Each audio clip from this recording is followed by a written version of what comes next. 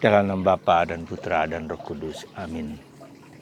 Allah Bapa di surga, kami mengucap syukur dan terima kasih atas orang tua kami, atas kakek nenek kami, dari pihak ibu atau dari pihak bapak. Kami juga berterima kasih atas leluhur kami, karena merekalah kami menjadi seperti sekarang. Berkatilah mereka, limpahkanlah belas kasihan kepada mereka semua, baik yang masih hidup maupun yang sudah meninggal, dengan belas kasihan-Mu, sehingga mereka mendapat tempat yang layak di hadirat-Mu. Terpujilah nama-Mu kini dan sepanjang segala masa. Amin. Saudaraku yang terkasih dalam Kristus,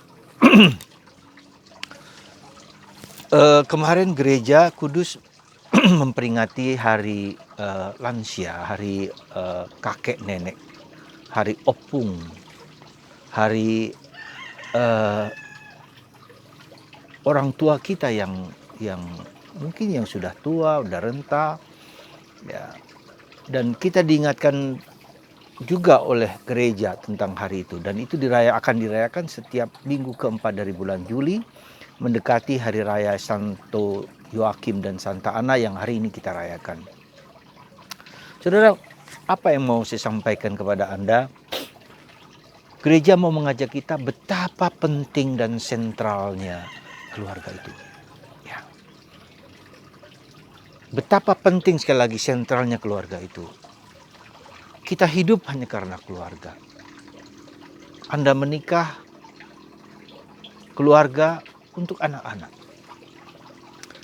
Dan kita adalah manusia yang juga produk dari masa lalu kita, dari orang tua kita, kakek nenek kita, leluhur kita. Ada garis dari ayah dan garis dari ibu, sehingga kita terbentuk sampai sekarang.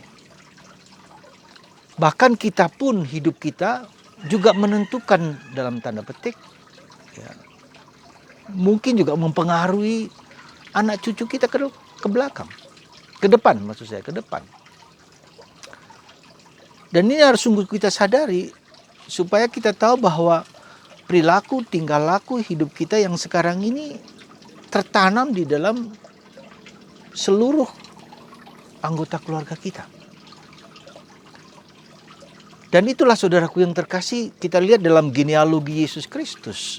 Ya. Genealogi siapapun juga. Ada bagian-bagian kita lihat Yesus Kristus, ada bagian orang-orang yang gak bagus, tapi juga banyak orang yang bagus. Leluhur kita yang indah, yang bagus. Dan itu merupakan aliran kehidupan yang membentuk kita menjadi seperti sekarang ini. Ya. Maka apa yang ada sekarang ini, sekali lagi, ada dua hal sisi yang menurut saya perlu kita sadari dengan sungguh-sungguh. Ya, pertama adalah bahwa kita berdoa untuk leluhur kita, untuk orang tua kita yang masih hidup, tapi juga untuk orang tua kita yang mungkin sudah meninggal atau kakek nenek kita berdoa.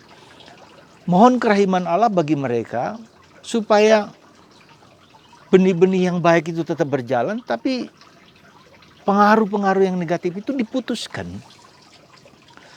Kita tahu bahwa tidak semua yang baik, yang jahat itu, ya, tidak hanya semua yang baik, tapi yang jahat pun bisa berpengaruh. Dan kita sadar bahwa itu juga pengaruh dari mereka. Maka kita mohon rahmat kepada Tuhan untuk mengampuni mereka, untuk memaafkan mereka. Kita yang masih hidup berdoa untuk mereka supaya mereka yang sudah meninggal itu mendapat tempat yang layak dan belas kasihan dari Tuhan.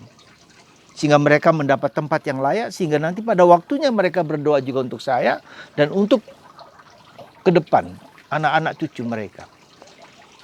Jadi disitulah keagungan dari gereja Katolik, bahwa kita adalah termasuk persekutuan para kudus, termasuk persekutuan orang-orang yang meninggal dulu. Siapa saja, entah dia Katolik, entah tidak Katolik, kita mohon belas kasihan Allah.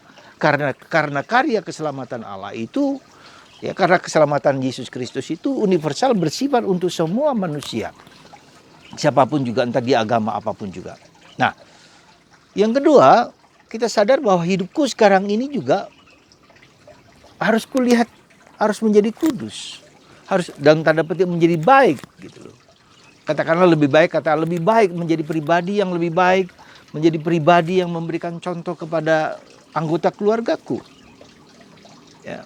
Sehingga kemudian ke depan apa yang menjadi perilakuku sekarang ini juga akan mempengaruhi orang-orang yang berada di sekitarku, terutama anggota keluargaku sendiri. Ya, jadi maka kita harus sadar sungguh-sungguh bahwa perilaku kita, hidup kita cukup menentukan bagi anak-anak cucu kita. Maka hati-hati ketika kita berdosa, hati-hati ketika kita orang selingkuh, orang entah suami, entah istri, entah siapapun juga, atau perbuatan baik atau kejahatan-kejahatan yang kita lakukan itu juga berpengaruh kepada mereka. Ya, maka katakanlah seperti dosa kita, perbuatan kita menjadi 7 keturunan dalam batas tertentu, kita lihat itu. Maka kalau kita perhatikan di dalam kitab Kejadian bahwa kenapa orang itu begitu, karena leluhur mereka juga seperti itu.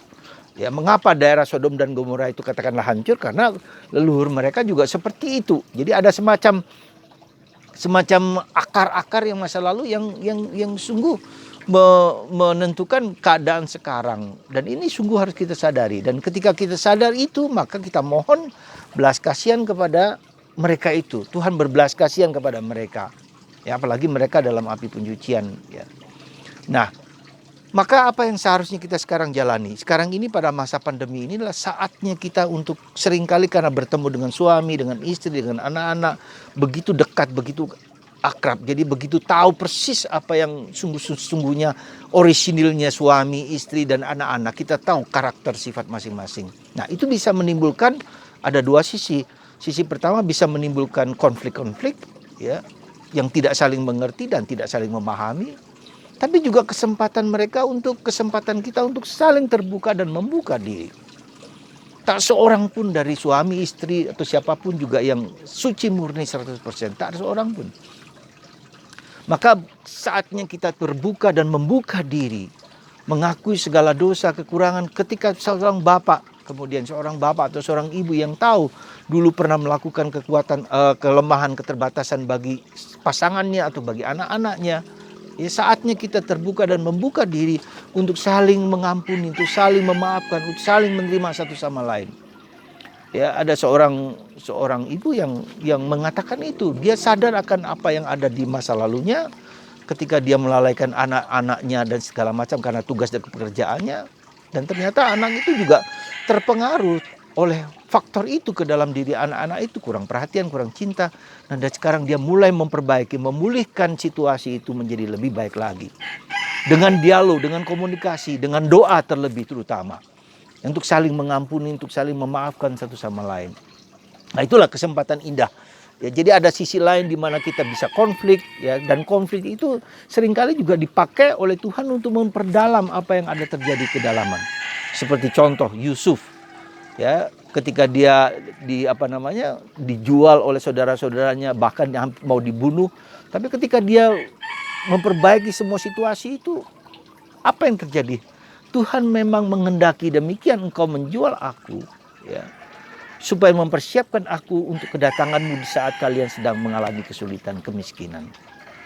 Tuhan punya rencana yang begitu indah. Maka kesempatan kita sekarang ini, saat ini, detik ini, di masa pandemi ini, ketika relasi kita satu sama lain menjadi tidak baik, justru kesempatan kita untuk memperdalam niat baik awal kita dalam kehidupan ini, ya. Dan sungguh harus hati-hati. Pekerjaan kita, hidup kita sekarang ini menentukan apa yang kemudian ke depan kita. Untuk siapa? Untuk anak cucu kita, ya.